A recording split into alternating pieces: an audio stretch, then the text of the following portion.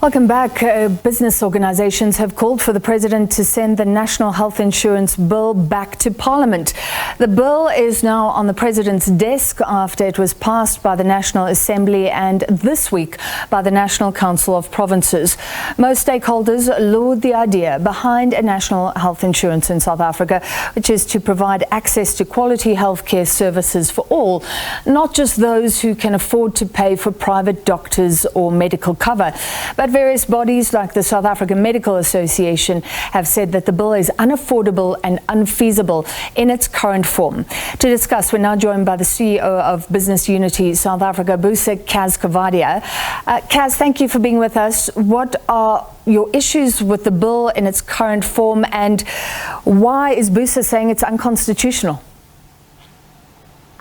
Well, the issues are, firstly, I think in your introduction, you're absolutely correct. There's a broad range of people who feel that we need to try and achieve universal health care so that it's equitable. And this bill, if it's amended, can put us on the road to that. So we're not saying scrap the bill. We're saying that amend those sections of the bill that crowd out the private sector, that create a single fund to manage healthcare in this country under the auspices of government. Because one, it's not feasible. It's just, we know what the previous history of managing institutions are in government. And secondly, it's not necessary, because we believe that the public and private healthcare can work together to create an environment and structures under the auspices of the bill to achieve universal health care. And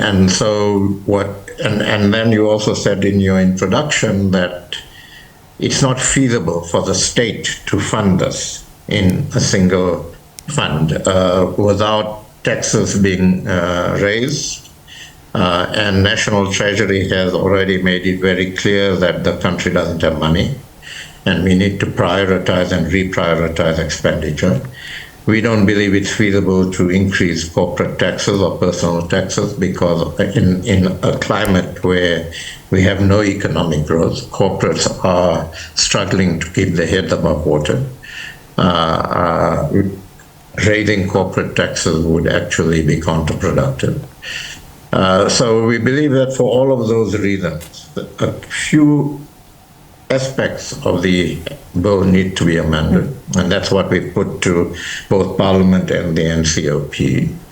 As far as the unconstitutionality goes, I mean, the processes have not been proper. We believe that the NCOP, for instance, has not sufficiently considered the opinions and submissions from provinces. They haven't debated those, and they've just passed the bill without debating those. And there are some other constitutional issues that our legal people will be looking at. Cas, if I may come in, one of the most controversial issues, which I think you've touched on, is that people have current healthcare options that may be taken away. So what are the implications if people aren't allowed to go and get private cover if they wish, if they aren't allowed to go to a doctor outside the public system? Some have little sympathy for the rich who don't want to go and stand in lines. Yeah, and that's why we believe that we can actually, under the auspices of this bill, actually create more equity and put ourselves on the road to national health care. Absolutely, everybody would agree that it's not only those who can afford that should actually have access to quality health care.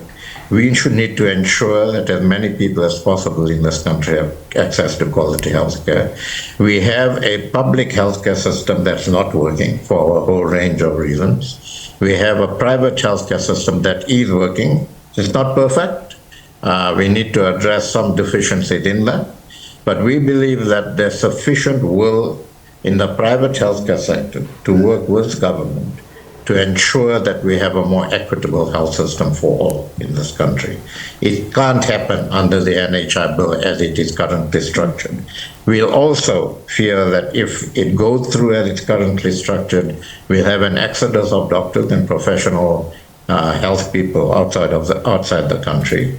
It's interesting that when we hosted a roundtable for President Ramaphosa on the sidelines of the UN General Assembly, where we had about 25 top American business people, the bulk of the questions were on the NHI.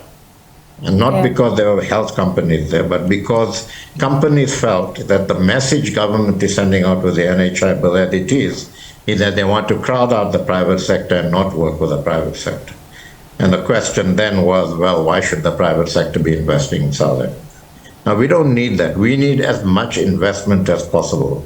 We need to send out a message, as we are already doing in the partnership with government on energy, logistics, and crime and corruption, that we can work together.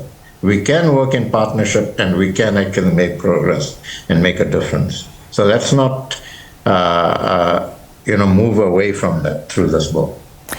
Finally, I mean, it's Global Anti-Corruption Day, and you spoke about a centralized fund. I mean, one centralized fund could it possibly become a vehicle for corruption? Well, look, given our history, one can't discount that. We're not saying that we can't allege that. But given our history, given how government funds have been managed, not just by government alone, but also through corrupt practices between the public and private sector under certain circumstances, one has to have a concern about that. But we also, we probably need about 400 billion rand a year for this. We just don't have the money. That's the bottom line. It's not an ideological issue. We just don't have the money.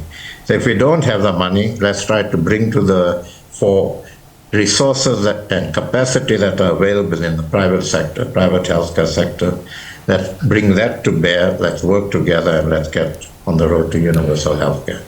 And finally, isn't the big question, how are the resources going towards the public system already being used? You said it's not working, so that's perhaps where to start. Yeah, absolutely. Let's work together to fix the public healthcare system up as well. We can't do this without an efficient and functioning public healthcare sector as well. And let's do that. So I think it's time we stopped sort of throwing bricks at each other. I think that if we come together as South Africans to deal with issues in the national interest, I think we can do that. We have the capacity and the resources in the country where we can do that. And I think that's what we should be putting the ideology aside. We should be putting the politics aside. I appreciate that in the run-up to the national election, this thing seems to be important for the ANC. But let's become practical and pragmatic on what we can achieve and what we can't. All right, thank you very much. The CEO of Business Unity South Africa, Cas Coovadia.